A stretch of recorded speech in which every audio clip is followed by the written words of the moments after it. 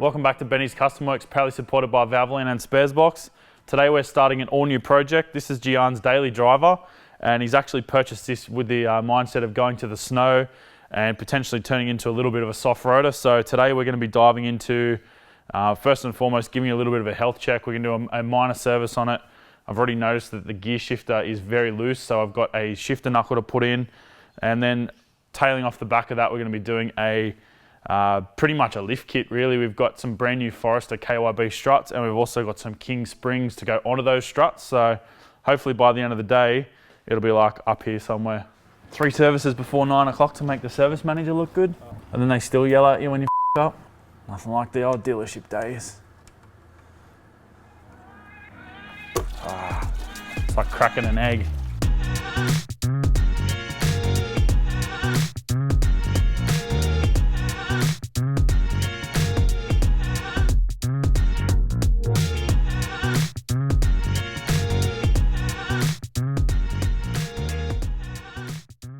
We've got our oil filter on, our sun plug washers back in, so now we're moving on to the shifter knuckle. These are mega common on Subarus to fail. These plastic bushes, they do fatigue and wear out. On the Imprezas after about 97, you can't actually pull this knuckle apart anymore, so you replace it as a complete unit. Some of the later 6-speeds and some of the later 5-speeds, you can actually pull the knuckle apart, but believe it or not, it's cheaper to actually buy a knuckle complete than buying the bushes from Subaru. So unfortunately, we've turned into somewhat of a consumable society, but these are available to be replaced, and it does completely fix your shifter slop. I have seen a lot of people put short shifters in for whatever reason, thinking it's going to fix the issue, but it doesn't. And what it can in turn do with a short shifter is give you pretty bad shifts and damage your synchros. So if you do have a floppy gear shifter, this is the fix, not a short shifter.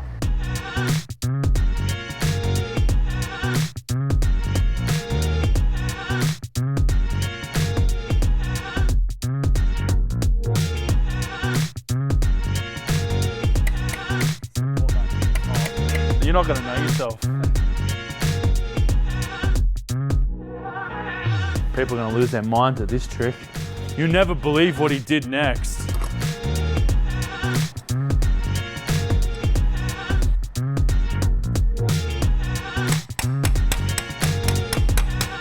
No worry on this extension anymore.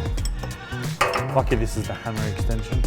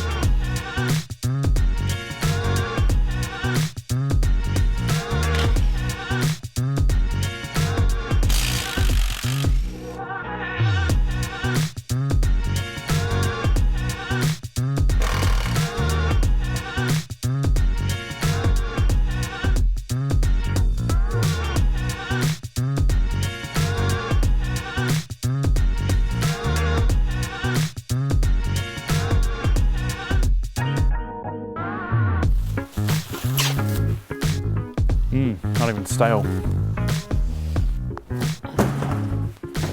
Nailed it. Ah, shit. Always check the box. At least it's the one I chucked all the way up the back. Well, the good news is the nut's still in there. Do you reckon I can get it inside the spring? I missed. Front. Well, that's nice. They give you new wash it, they're new nuts.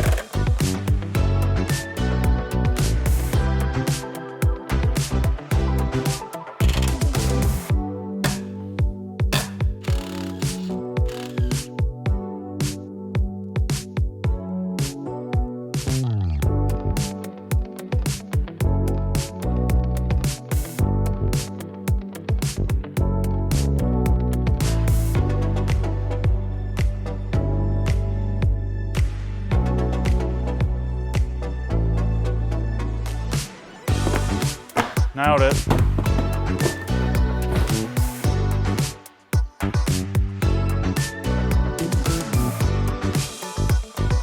I do like that these are marked left and right.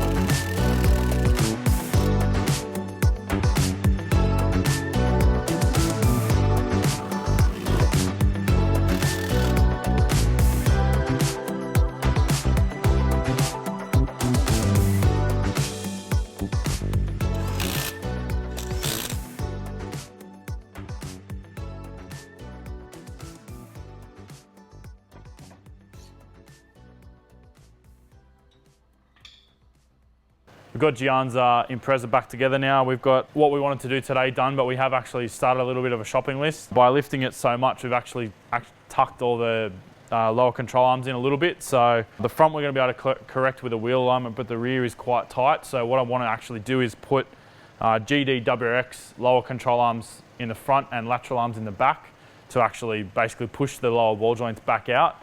That will basically give it a track correction to where it would have been as a factory GG Impreza.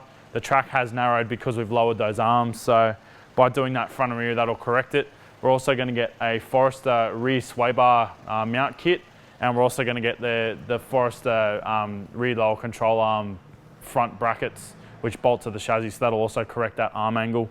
We're not going to bother with the Forester subframe drop spaces in the front, because that does create issues with your steering column if it's in an Impreza, so to mean we have to put a Forester column in it. And while the geometry isn't 100% correct in the front, I don't think it's going to be a massive issue. Obviously, we are going to go and get this thing wheel aligned now. Then once we get all those new bits in, we will wheel align it again. But we're pretty much done for the day. Thanks for watching, guys, and we'll see you next time.